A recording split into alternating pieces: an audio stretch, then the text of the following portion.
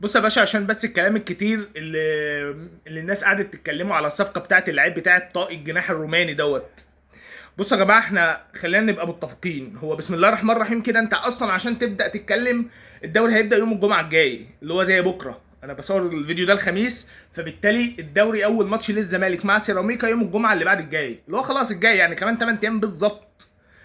فبالتالي انت خلاص ما عادش قدامك وقت. فانا عايز اسال سؤال صغير بس. الناس اللي بتتكلم ان الجناح الصفقه المرعبه الجناح فريق الطائي السعودي، وبنتكلم ان الزمالك بيتفاوض مع لاعب روما السابق، لاعب كان في روما بيلعب في نص الملعب عنده 35 سنه، اللاعب دلوقتي ايجنت وفري.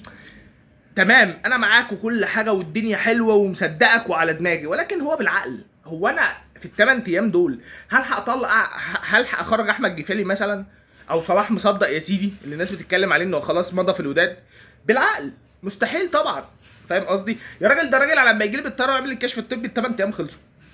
فانا بقول لك اذا كان في صفقه، اذا كان في صفقه غالبا هتبقى صفقه محليه. فاهم قصدي؟ او واحد من الاسمين دول، وغالبا هيبقى اللاعب الروماني اللي هو بتاع جناح الطائي السعودي. اذا ده فشل في اتجاه زي ما قلت في فيديو سابق ان بيرسي تاو او رضا سليم.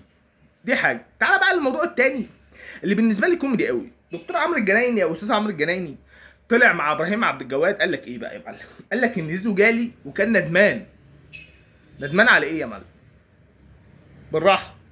يعني زيزو جالك وقال لك انا مش عارف انا ازاي عملت كده وانا ايه ده؟ طيب اللي كل مصر كلها سمعت التصريحات، يعني ما هو بالعقل يا جماعه يعني.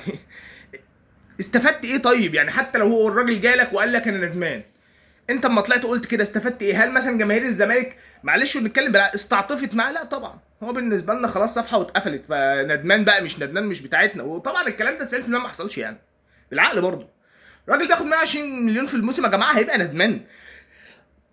ما هو لوجيك برضو. ده هو انت نفسك يا استاذ عمرو الجناني قلت في الحلقه انه راح عشان الفلوس. لما ابراهيم عبد الجواد قال لك يعني هو راح عشان ايه، قلت له ماديات. ما هو خلاص بقى يبقى ندمان ازاي؟ ما هو بالعقل.